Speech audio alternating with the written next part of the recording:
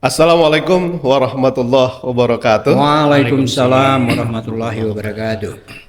Bertemu lagi kita di podcast Nasi Umat Majelis Wilayah Kahmi Sumatera Utara, di mana setiap saat kita mengundang tokoh-tokoh penting untuk membahas isu-isu yang menarik di sekitar Sumatera Utara, Indonesia, bahkan sekali-sekali kita membahas dunia internasional.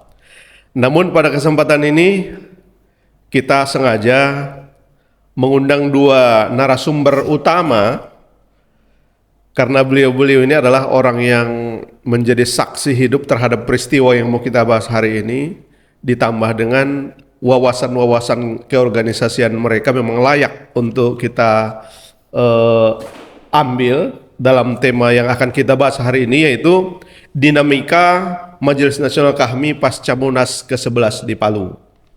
Nah, beliau adalah yang pertama Abangda Dr. Andes Muhammad Zahrin Piliang. Selamat datang Bang di podcast Nasi Umat.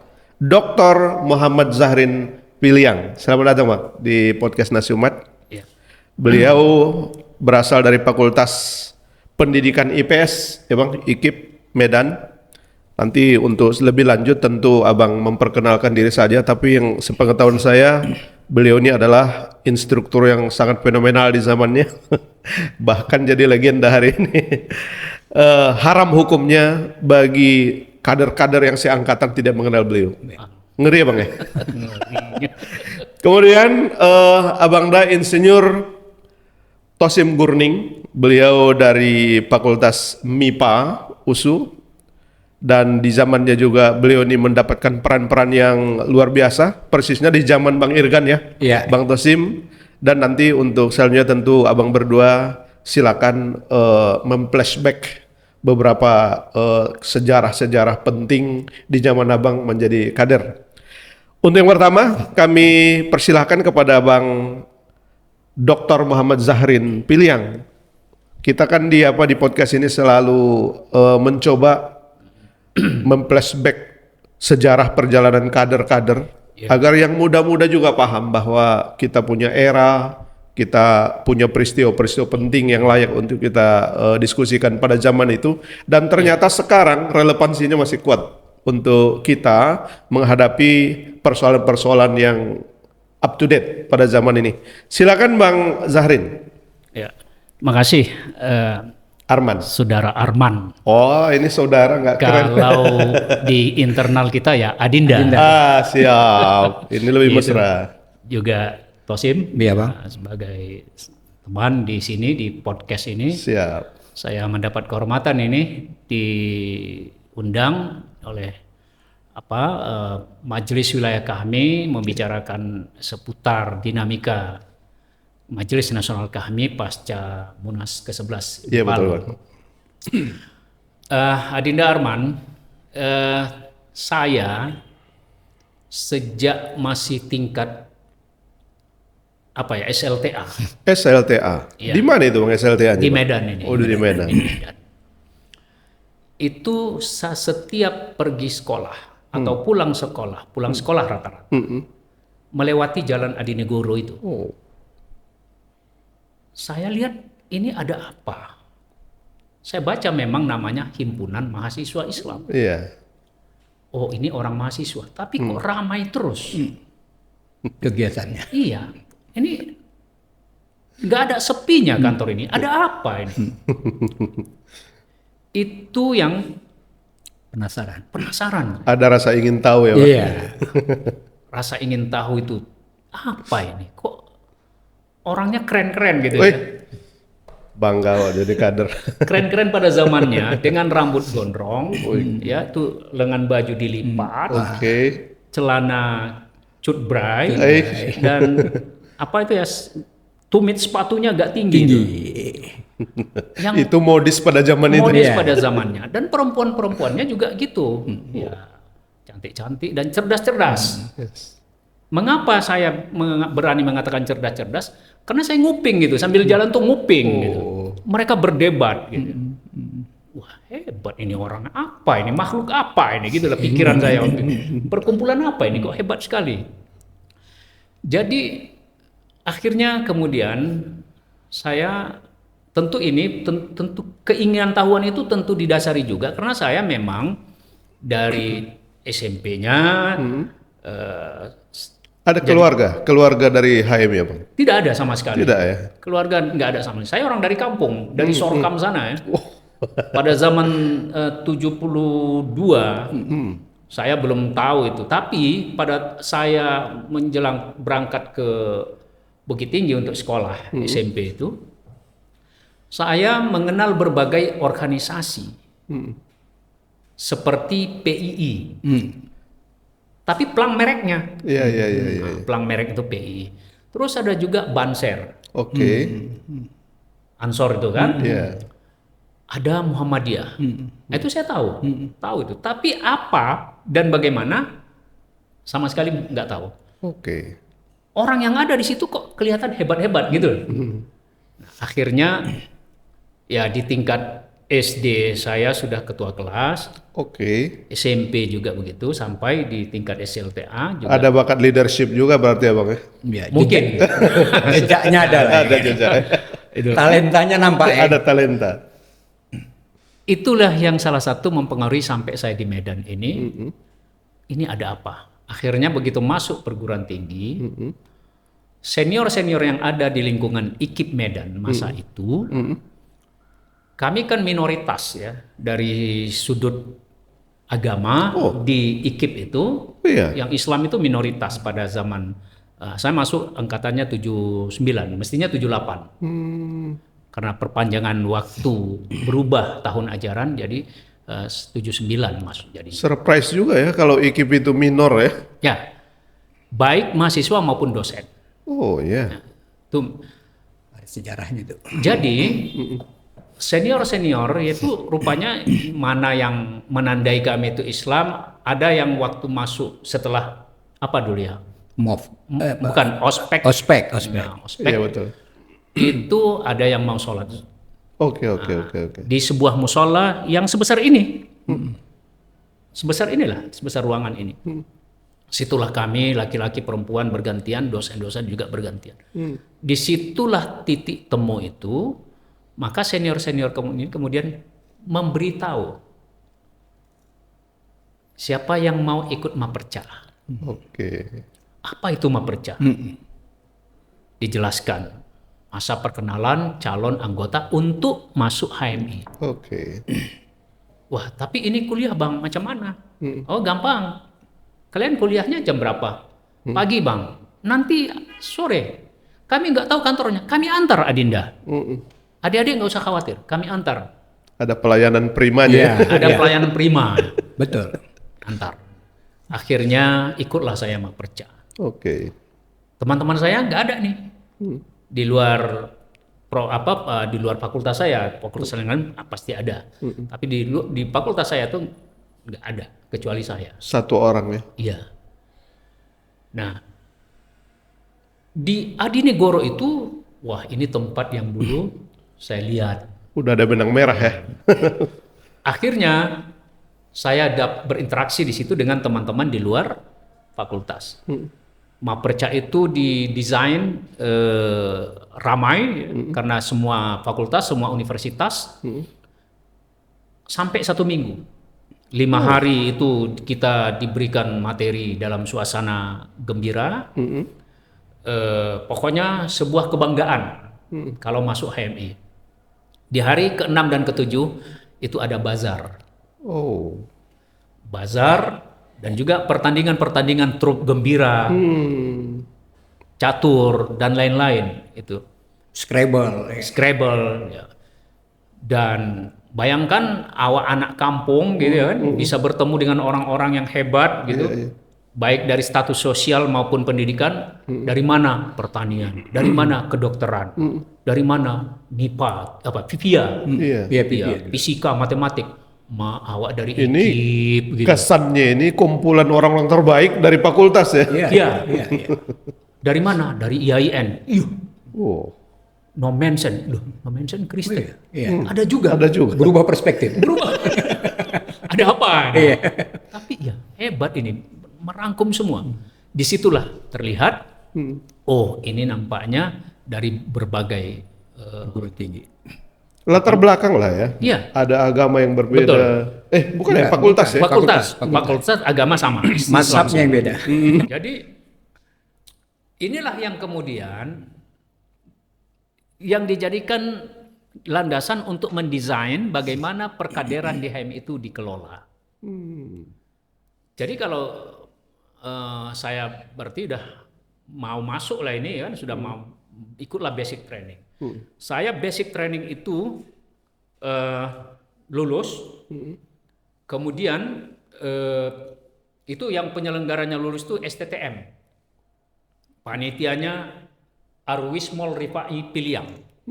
Semar gak pula ya? Ya, Mungkin perguruan tinggi udah bubar Bang ya? STTN udah. STTM ya ITM kemudian kan. Oh, sekarang iya. sudah tidak ada Jadi lagi. ITM. Ya, ITM. Jadi masuknya tuh malam Senin. Saya kebetulan ada family yang meninggal. Oke. Maka malamnya saya takziah. Harus keluar. Tidak datang. Nggak Iya, datang betul, pembukaan. Tidak datang. Jadi saya berpikir besoklah saya masuk. Maka dengan semua perlengkapan perang itu saya siapkan. Piring, garpu, gelas, itu disuruh itu. Nginap ya kan? Ya karena nginap seminggu. Pakaian, buku-buku, semua buku-buku bawa. Bawa lah. Masuklah dengan entengnya datang ke situ melapor ke panitia. Assalamualaikum, waalaikumsalam. Saya lulus untuk ikut basic training. Saya mau masuk. Yang menerima itulah AR Piliang ini tadi. Ditolak. Bayangkan gondoknya itu. Nangis saya. Sudah minta izin nih sama keluarga Sudah. menginap. Ditolak. Ya ampun, dengan kesal mendongkol akhirnya saya tinggalkan. Karena nggak bisa. Iya. Orang tadi malam Padahal orientasi. alasannya cukup jelas ya. Ada kemalangan Ada ini kemalangan. ya. Nggak Keras bisa. ya, keras Karena tadi malam itu masuk dan tadi malam itu sudah orientasi training. Oh, Jadi Adinda tidak bisa masuk. Ngeri kali ya. SOP-nya ketat. ketat ya. Ngeri. Pulang apa? Pulanglah dengan rasa dongkol. Dalam hati nggak akan mau lagi masuk HMI. Oh iya. Baper lah Bang ya. Gitu sampai segitunya. Dan akhirnya setelah kuliah normal, entah seminggu, 2 minggu, minggu ketiga kalau nggak salah, Tawarkan lagi. ditawarkan lagi oleh ketua komisariat. Agak susah payah mengajak, tapi akhirnya saya mau. Disitulah kemudian saya satu training dengan Mursito Solin, Oh iya. Wakil Bupati ya, Pak Barat. ya, siapa ya? Ada beberapa saya nggak banyak ingat lagi ya dengan teman-teman. Pasti yang dari IKIP lah yang banyak, karena penyelenggaranya FKIE waktu itu. Oh, IKIP. Ya, Fakultas Keguruan Ilmu Eksakta. Komisariatnya ya. Ya, itulah penyelenggara. Nah, bersama kami itu ada namanya asisten instruktur. Oh. Saya nggak usah cerita panjang itu karena itu menyangkut bagian dari bagaimana dinamika perkaderan GHMI. Berubah ya. Akhirnya Abang pernah menjadi ketua umum cabang ya Bang? Ya, nah ketika usai training, aktivitas saya itu di komisariat itu makin meningkat karena teman-teman saya tidak ada yang basic training di angkatan itu belum ada, kecuali di komisariat lain ya. Macam ada ketergantungan ya Bang ya. Jadi kawan-kawan saya itu kaget, ini si Zahrin kok makin berani gitu. Oh, ada perubahan. Ada perubahan. Perubahan itu terjadi ketika jam 12 hari Jumat. Mata kuliahnya filsafat Pancasila. Dosennya dekan fakultas, Raja Min Bangun. Pas jam 12 sudah azan, saya tunjuk tangan, permisi. Keluar. Untuk sholat Jumat. Dia jawab, ini kuliah. Jadi Anda harus ikut. Tapi ada kewajiban saya untuk sholat Jumat. Saya tidak mau tahu. Dosen itu bilang begitu. Akhirnya saya nekat. saya permisi, saya tinggalkan itu, saya kuliah Sholat Jumat. Sholat Jumat. Dan saya akan konsekuensinya ini barangkali nilai saya akan gagal. Tapi rupanya sikap konsisten itu dibalas oleh Allah, nilai saya dapat B untuk mata kuliah itu. Oke. Di sini kawan-kawan mulai apa ya? Nah, disitulah Prospek satu lah ya. persatu mereka mulai masuk. Nah, karena saya sudah tahu dengan cabang apa dengan teman-teman di cabang Medan itu, senior-senior juga ada. Akhirnya saya lebih banyak main-mainnya tuh ke cabang. Oke. Dengan Solin itu terus, kemudian ada lagi namanya dulu itu IPMI, Ikatan Pers Mahasiswa Indonesia. Betul. Nah, jadi kami ikutlah di situ. Ada Jurnalis kampus ya. ya, waktu itu kan koran kampus itu ya seperti Salemba, koran UI, kemudian ITB, betul. UII juga itu merangsang kita. Nah, disitulah kemudian muncul pikiran-pikiran dari saya dan Solin, kami mulai menulis Oke. di media surat kabar. Waspada waktu itu selalu menyediakan rubrik universitaria. Ada tokoh-tokoh HMI, Rata-rata. ada John Taburi Tonga, Rajin. ada Jaya Arjuna, ada apa namanya Zahir Shah dari ekonomi, ada senior kita Bang Profesor Darwin Sitompul. Pokoknya halaman itu banyak diisi oleh aktivis. Itulah yang kemudian menggugah. Dan ketika itu pula, ketika masuk ke Adi Negoro itu, setelah mengikuti basic training, saya di training lagi. Tapi trainingnya itu di bawah pohon seri. On seri lah. Senior-senior itu kalau mereka udah ngumpul itu, kita datang. Zarin, sini kau. Ya bang, kau sudah baca buku ini? Begitu. Kau udah baca buku ini? Belum bang. Pergi kau ke toko buku Delia, beli ini. Sampai begitu. Awak pun bingung macam mana membeli ini. Kiriman dari orang tua pas-pasan. Itu motivasi yang luar biasa dari senior-senior itu. Menyisihkan uang jajan untuk beli buku. Dulu kalau kita memegang majalah Prisma, wah itu elit itu. Iya ya. Elit. Acuan. Itu juga dirangsang. Nih baca, beli ini. Awak bingung. Dan itu nggak mahal kali kan? Itu majalah ya? Majalah Tapi ilmiah populer. Iya. Hasil-hasil penelitian. Makalah-makalah. Itu Udah kayak jurnal modelnya. Ya, bukan berita. Jurnal. diterbitkan oleh LP3S. Hmm. Ya, di situ kan Dawam Raharjo, Banyak lah. Ya betul. Fakhri Ali, macam-macam lah, Ignace Clayden dan Jadi itulah salah satu yang kemudian mendorong kita untuk terlibat penuh. Ya. Jadi teman-teman saya masih lintas IKIP itu antar fakultas, saya sudah lintas universitas. Ini udah cabang nih soalnya Ya, permainan. udah cabang permainan. Nah disitulah kemudian saya direkrut oleh Bang Bidin menjadi Dokter ya Bang? Iya, Dokter Abidin Shah Siregar. Dia terpilih menjadi ketua umum. Betul. Nah saya kemudian direkrutnya menjadi wakil sekretaris umum. Oke. Nah, itu. Dan sebelum saya pengurus di cabang itu masih status anggota biasa, baru-baru ikut training. Saya sudah ikut hadir melihat bagaimana perdebatan di konferensi cabang. Oh gitu ya. Periode Bang Ludi berakhir di Marcapada. Jadi pertarungan antara Ghazali Situmorang berhadapan dengan Adil Sirait dari IAIN. Inilah pertarungan itu. Saya sudah saksikan. Saya masih ingat bagaimana seorang almarhum Ilham Shah-Oni dari Fakultas Hukum menyampaikan pikirannya, retorikanya bagus, argumennya bagus. Ketika berhadapan dengan teman-teman peserta konferensi dari komisi lain. Di situ menambah ini tadi, semangat kita. Memang zaman itu zaman orasi memang. Jago-jago ya pemainnya ya Bang?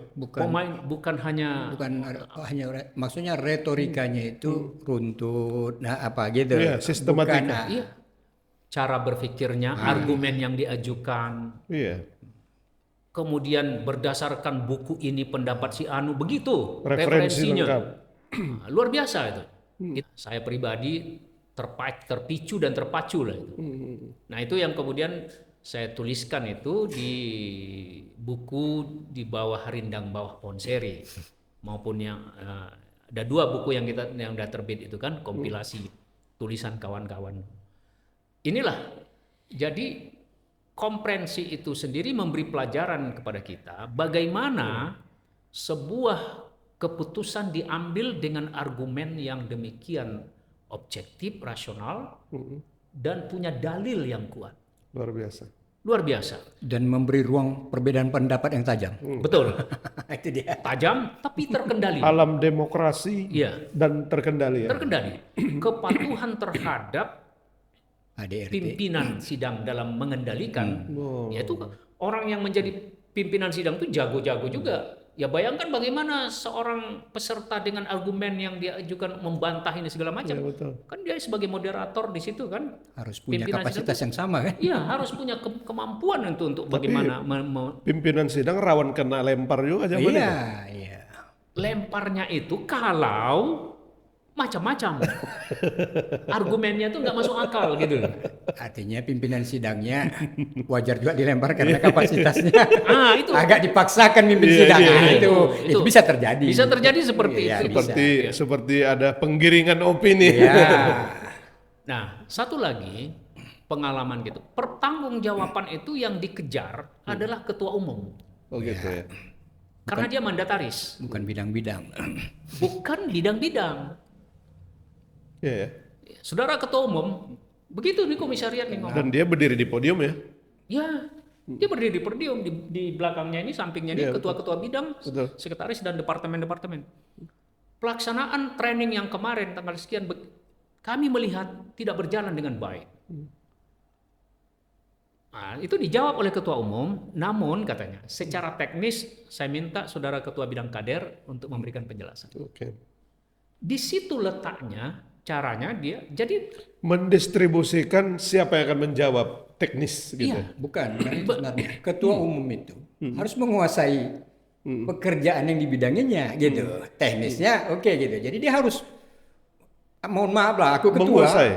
Kerjaan ketua bidang anggota, ya aku harus dalam, gitu maksudnya, gitulah. iya, jadi apa yang dikerjakan ketua-ketua bidang itu harus kita kuasai. Kuasai, gitu dia. Jadi, namun teknisnya, Oh, iya. untuk lebih teknis, Bidang. nah, saya minta ketua bidang menambah. Sifatnya menambahkan, Betul. bukan keterangan dia itu yang paling Yang utama. utama. Dia hanya menambah apa yang tadi kita sampaikan. Nah, ini yang berbeda terjadi sekarang ini. Iya. Apa yang abang lihat sekarang? Waduh, sudah kacau gitu ya. Kacau. Di mana kacaunya? Peserta konferensi cabang itu meminta pertanggungjawaban kepada ketua bidang. Wah. Itu sudah tidak benar kan? Gitu ya. Itu yang terjadi. Maka berlarut-larut. Oh. Karena persoalan teknis ya. Soal teknis. Kemudian mungkin ada semacam kondisi yang sudah diciptakan sebelumnya bahwa dia bukan kelompok kita. Ya. Jadi diskredit terus ya. Ya, dicoba untuk di delay, diperlambat ini. Iya betul. Nah, kita pada masa-masa itu tuh kita konsisten dengan waktu, konsisten dengan jadwal, Tapi kualitasnya terjaga, Tercapai. Kalau konferensinya dibuka hari Jumat sore, itu Minggu pagi selesai. Selesai, nggak boleh lewat dari situ, selesai. Biar tidak tidur ya bang. Ya, dan di situ hadir menongkrongi kita, cabang itu ditongkrongi oleh Batko Betul. sebagai perpanjangan tangan PBHMI. PB. Jadi segala sesuatu yang berhubungan dengan kebijakan organisasi yang dilihat tidak bisa diselesaikan, Batko Diarahkan. Mengeluarkan fatwa lah kan. Jadi penghormatan terhadap institusi itu sangat terasa, sehingga tidak pernah ada deadlock. Nggak pernah ya bang. Nggak pernah. Wah. Itu. Nggak pernah. Rapi ya. Rapi.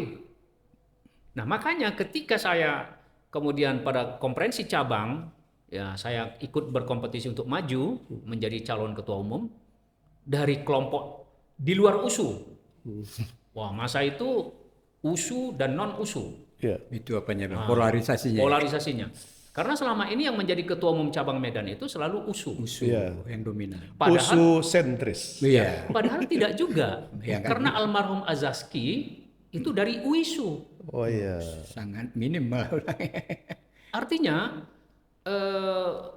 kompetisi kualitatif. Ya. Batku juga begitu. Almarhum Supri Helmi dari Tarbiyah. Ya betul. Bakhtiar Hamzah dari Apa? Namensen. Itu bang sebelumnya di 3 apa itu bang dia yang PAP. Akademi Akuntansi Negara. Terakhir jadi PAP. A2N. A2N benar. Bang Zainuddin Tanjung itu dari UISU. Jadi tidak melulu. Nah, cuma pada masa-masa itulah selalu itu. Jadi bagaimana cara mengalahkan USU? USU. Gimana, Bang? Mulailah terjadi koalisi gitu ya. Oh, Koalisi. udah dikenal juga koalisi. Iya. Itulah mulai belajar. Ya karena ternyata juga USU tidak, kan nanti kalau USU sama USU bertarung, ya kan Pecah. pasti mencari dukungan dari komisariat Betul, lain, betul. dari YIN, dari IKIP, dari swasta gitu. Nah, jadi saya berani maju itu dengan satu tekad harus bagaimana memenangkan ini. Waktu itu saya wakil sekretaris umum ke bidang pembinaan anggota atau bidang kader. PA. Ketua bidang pembinaan kadernya itu adalah Furkan, Oke. Bang Furkan Bukhari Oh, dari MIPA. MIPA. Fisika. Iya. MIPA dari USUN ya? Dari USU. Iya, iya. Nah, itulah pertarungan itu. Nah, pertarungan di asrama haji akhirnya situlah cukup panas ya pertarungan itu dan alhamdulillah saya menang. Cukup sampai di situ, Bang. Bakalan panjang nih nanti kalau seperti ini. Tapi intinya pada tahun 1983, 1984 Abang sudah menorehkan ya. Ya. Menorehkan banyak sejarah sebagai pimpinan cabang. Saya rasa cukup untuk perkenalan ini ya, Bang. Oke. Biar kita kasih porsi dulu untuk Bang Tosim. Bang Tosim pasti ya saya lihat cuman selisih setahun aja nih orang Abang ya. Lebih lah Bang Jahrin 83, saya masuk 82, baru training itu 84. Oke. Jadi Bang Jahrin sudah enggak ketua cabang. Oh gitu. 84 enggak lagi di ujung, saya mungkin tapi figur Bang Jahrin masih secara fisik masih tergambar lah aktivitasnya dan banyak hal yang mungkin bisa nanti kita bahas lah ya kan. Apa kondisi yang paling menarik di zaman Abang? Ini kan kalau secara kesejarahan tadi Bang Zahrin nampak komplit. Ada demokratisasi yang sedang berkembang, ada koalisi. Ini kan permainan di politik tingkat tinggi sebetulnya. Sudah diterapkan di HMI. Kalau Abang apa cerita di sana? Jadi kalau saya sebenarnya dari perjalanan saya sebenarnya orangnya easy going, nggak suka berorganisasi. Oh gitu. Nggak suka berorganisasi. Di MIPA pun diajak-ajak, maka agak lama. Apalah gitu ya kan. Cuma hampir sama di MIPA itu juga agak ketat polarisasi. Oh gitu ya. Jadi antar lab dengan lab yang mohon maaf, yang ini dengan gitulah yang mohon maaf, ya kan. Jadi, Oh iya iya. justru saya makin enak juga gitu-gitu. Apa ini? Karena saya dari keluarga mama saya dari Kristen masuk Islam. Jadi hal-hal seperti itu agak mengganggu menurut saya. Tapi ya gimana ya, di situ ada satu di MIPA itu ada program kerja bidang pembinaan anggota yang cukup jadi backbone lah, atau menjadi benchmark. Gitu. Jadi apa? Pengajian malam Jumat. Oh ada ya. Malam Jumat. Itu kalau nggak di rumah anggota, di rumah senior, di rumah dosen. Oh, Ya kita kan melihat dosen zaman dulu beda dengan sekarang. betul betul betul. Agak susah lah ya kan lihat dosen, waduh ya kan sih. Ngaji di rumah dia. Dulu ada dosen killer. Kalau sekarang nggak boleh killer ya kan? Nggak boleh killer. Nggak boleh. Iya. Tapi jumpa dosen itu ada kebanggaan juga. Jadi kita di kampus ngeri kali. Ngaji di rumahnya Aduh, cair. cair. Senior di lab kotak kali lah ya kan. Gitu kan. Ngaji di rumah, bang. Ya ini menarik juga. Gitu. Jadi diajaklah training tes. Nggak lulus. Datang senior yang apalah biasa. Bang, aku nggak mau lagi lah bilang macam. Iya betul betul. Terakhir Kapok, dibujuk-bujuk lah. Ku bilang kuancam, beda dengan Bang Jarin. Kalau nggak lulus lagi nih, Nggak ikut. ya sudah nggak ikut, ku bilang. Nah gitu, karena itulah perspektif beda. Aku ngancam. Kalau nggak lulus lagi, itulah ikut. Ya begitu training, jadi pengurus komisariat. Di tahun pertama nggak ada, nggak biasa aja nggak merasa. Pas mulai RAK lah, laporan bertanggung jawab. Awak merasa kawan-kawannya, aku memang belum kerja karena aku masih belum ketua bidang, masih wakil bendahara. Kerjaan itu kan nggak apa. Kawan-kawan ini udah kerja capek apa semua dibentak-bentak ya senior gitu kan. Nggak terima aku. Ya kan? Ada sampai nangis ke hati apa Betul semua. betul. Nggak terima. Betul ini senior. Padahal tes mental itu ya bang. Ya sebenarnya bukan tes mental. Ya begitulah memang di HMI itu dinamika itu dipelihara. Bukan ada maksudnya tes mental enggak. Ya begitulah memang harus bukan kalau tes mental nampaknya ada kesan ecek-ecek dia bang enggak. Itu mengalir aja. Iya ya. Namanya evaluasi ya kan. Dari perspektif perkaderan itu uji kepemimpinan. Oh Uji Karena harus bertanggung jawab kan? ya. Jadi udah pemilihan ketua komisariat baru. Ya, dipilih, diajak lagi malah mau lagi. Ini nggak betul ini senior ini pikir kan. Nah, yang menarik begitu dilantik kan rapat kerja untuk membuat program kerja. Di mana bang ditempatkan di komisariat? Saya BPA dulu, ketua BPA. Kabir. Jadi pada saat itu Rahmat ketua komisariat minta rapat presidium gitu sebelum saya bilang tunggu dulu sampai sebulan. Dia agak nggak enak juga ya kan udah saya tunda udah minggu depan kita rapat.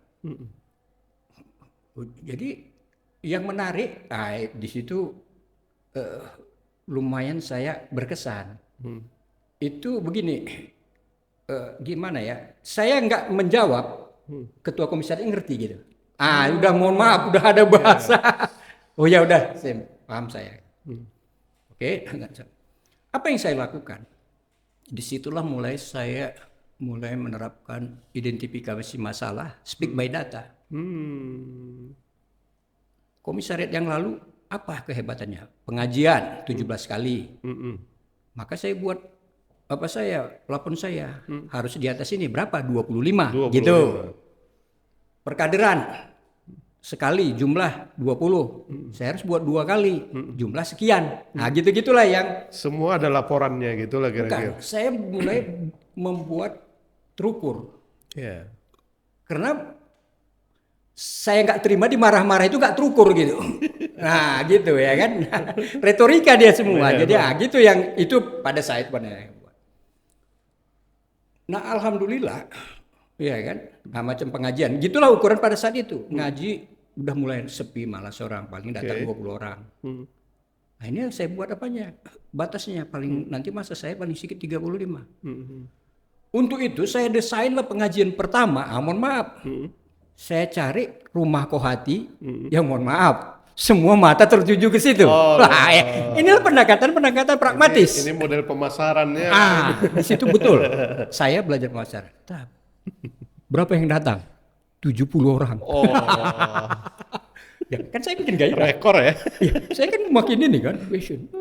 Besoknya saya tanya. Itu dia. Gimana bang? Wah, paten. Wih.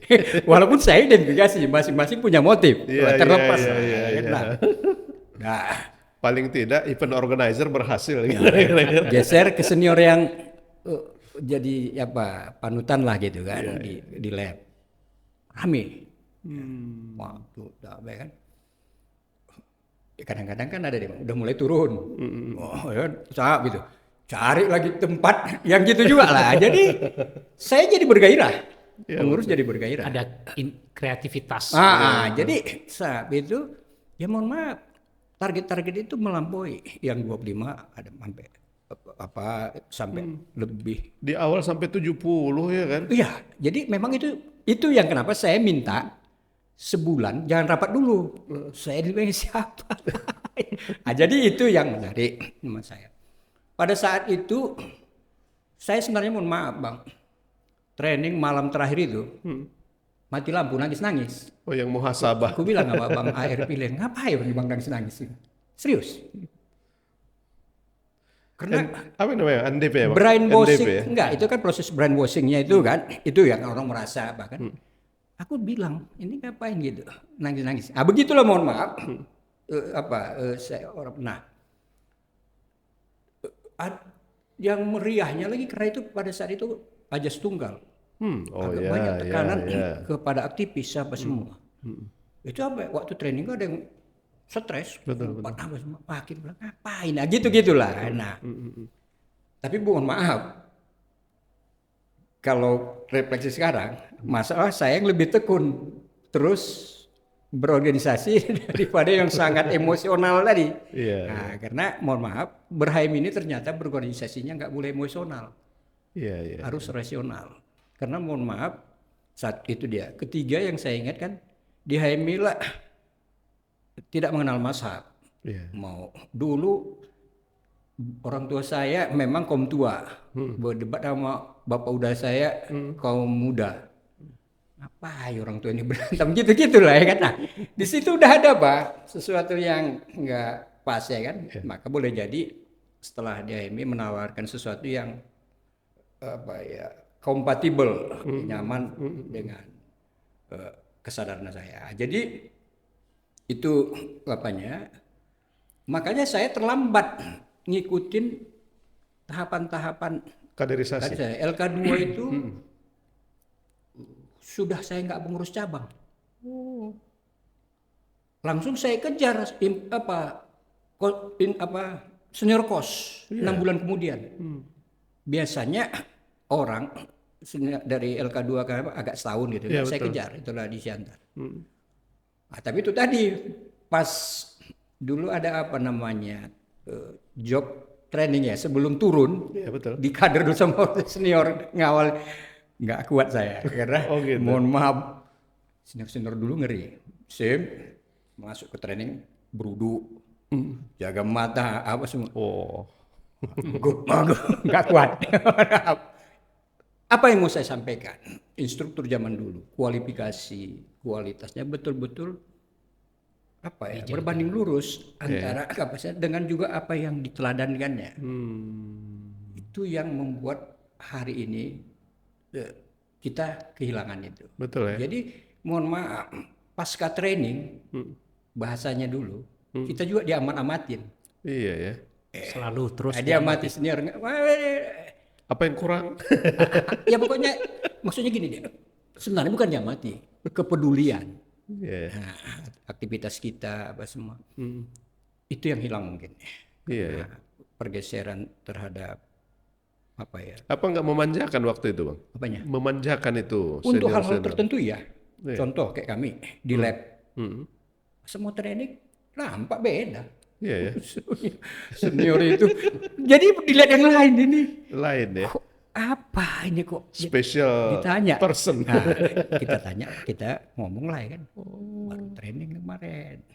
Nah, jadi itu mohon maaf dibutuhkan untuk menarik orang karena nggak mudah dalam suasana Orde Baru. Betul. Tekanan terhadap aktivis apa semua. Mohon maaf satu lagi. Karena begadang. Saya waktu BPA tentara bapaknya mempermisikannya 2 minggu. Bayangkan senior yang datang permisikan, Betul ya. nggak diizinkan. Ada satu yang menarik, ada sama kami training, tapi nanti aja nggak usah di sini, ya kan? Agak anak mami apa semua nggak bisa mau apa setelah training kan ada apa bang malam penghayatan. Iya betul. Karena berangkat sore apa semua nggak digaji. Saya berani datang. Iya. Nah jadi ada hal-hal yang itu tadi bilang Bang Jarin ada perubahan karakter. Ya yang tadinya saya easy going apa semua. Mohon maaf agak mulai jago beretorika. Kalau di kampus kami Bang ada tempat duduk sini cipta gini kan. Yang lain dia paten kali. Lain. Gitu. Nah, jadi secara pribadi terlalu banyak list yang kita buat, yang kita dapatkan dari produk training kami dulu lah. Nggak tahu kalau sekarang kalau kita nanya pun banyaknya, tapi itulah dia. Saya harus katakan bahwa Bang Zahrin, Bang Tosim memberikan beberapa perspektif di zamannya berkaitan dengan pola-pola kaderisasi ya Bang. Dan saya berharap melalui podcast ini adik-adik di HMI Cabang Medan dan HMI di Batko Sumatera Utara coba dihayati kembali apa yang disampaikan oleh para senior kita ini untuk mendapatkan kader-kader yang makin baik dari waktu ke waktu, sehingga kan kita melihat juga produk di zaman Abang bagus-bagus, secara karakteristiknya kuat, secara mentalnya juga kuat, bahkan dalam profesi-profesi yang dijalani pun sekarang konsisten sedemikian rupa. Jadi ada yang menarik dulu. Kita setelah training semacam dihantarkan untuk mengidentifikasi tokoh yang kita. Betul. Jadi pokoknya saya tertarik Bang Jahrin ini. Nah, maka saya berusaha mengidentifikasi gitu-gitulah. Jadi kita setelah training itu mulai dibentuk karakter kemana. Nah, gitu-gitulah. Jadi ada ruang. Ini harusnya jadi apa juga ya? Iya, jadi bahan-bahan kajian lah di cabang nih. Jadi saya misalnya setelah basic training itu kemudian ikut intermediate training. Intermediate training dengan kawan-kawan ya, situ Rajab, Rajab Lubis, Ansari Adnan. Jadi lalu ikut senior course. Nah, saya setelah senior course itu job training itu itu selalu terus, dan kemudian untuk job training itu saya masih pengurus cabang sebagai wakil sekretaris umum itu sudah dikirim oleh Batko untuk mengisi training di luar Medan. Iya. Lok Semawe terutama, Langsa dan sebagian Aceh. Apa artinya? Senior kita itu melihat potensi kita. Diberi jam terbang. Iya, diberi beban. Diberi beban sebenarnya. Diberi tugas gitu. Kau ke sana. Apa nggak gugup kita ya kan? Bayangkan ya. Kita tidak tahu medannya, langsung diterjunkan. Jadi kayak prajurit tempur. Siap tempur. Siap tempur. Dan itu bayangkan berhadapan dengan mahasiswa karena kita akan menjadi instruktur dan memberi materi. Kan ilmu kita nggak boleh tanggung. Wah. Dikerjain kita nanti. Harus prepare ya kan? Apalagi di masa intermediate training itu. Udah beda dikit ya. Saya bersama abang Anda Fauzi Yusuf Hasibuan. Oh iya. Yang masa zamannya dia itu sekjen Dewan Mahasiswa USU. Yang memberi kaca ke gedung DPR, cermin. Kawan saya intermediate training 7778 buku putih sudah tokoh. Kita belum apa-apa. Mendampingi dia. Dan di intermediate training itu saya diminta menjadi narasumber, panelis, karena ada panelis itu 3 orang. Betul. Bayangkan dengan saya bicara di hadapan yang namanya Sori Tawon Siregar, ya orang ekonomi dari USU. Dengan orang-orang seperti itulah Bang Fauzi Yusuf, Rasidin Bahari almarhum. Kelasnya udah tokoh semua. Nah, artinya kita harus menyiapkan diri untuk bisa satu level dengan mereka dari sudut penguasaan ilmu. Luar Senior ya tentu mereka. Nah disitulah kemudian instruktur kita ini, senior-senior kita ini mencoba memberi ruang kepada kita, memberi jalan.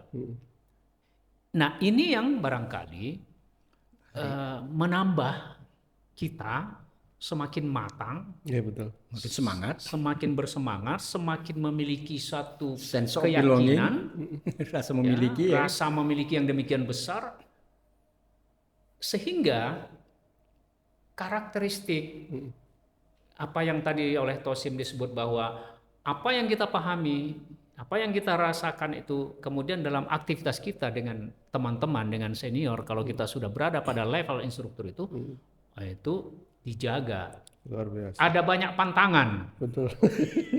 yang harus kita taati. Karena kita sudah jadi frame kan? Iya. Teladan ini Betul. ceritanya nih. Kenapa? Karena begitu kita melanggar itu, maka akan terjadi persidangan instruktur. Wow. Ada itu ya Pak? Ada. Dan itu dipecat. Majelis etik. Iya. Jadi sidang kode etik para instruktur itu memutuskan dipecat. Iya. Nah ini yang begini-begini berada dalam pantauan yang pada masa itu namanya Biro Kader. Oke, Bang Jahrin. Kita break ya. Nampaknya kita akan lanjutkan setelah Hajat maghrib. sholat maghrib. Oh, ya. dan Dan abang berdua tidak boleh pulang karena Astaga. pembahasan belum sampai. Oh ya gitu ya. Ini kita sudah membahas sangat dalam, tapi saya rasa ini penting untuk menjadi pelajaran untuk adik-adik kita. Ternyata kan memang abang berdua ini punya wawasan-wawasan yang harus dimiliki di sekarang di tim instruktur yang ada sekarang. Ya. Ini mungkin efek apa ini? Konsumsi nasi umat. Ini makanya Nggak boleh ditawar, Bang. kita buat podcast nasi umat. Iya. Oke.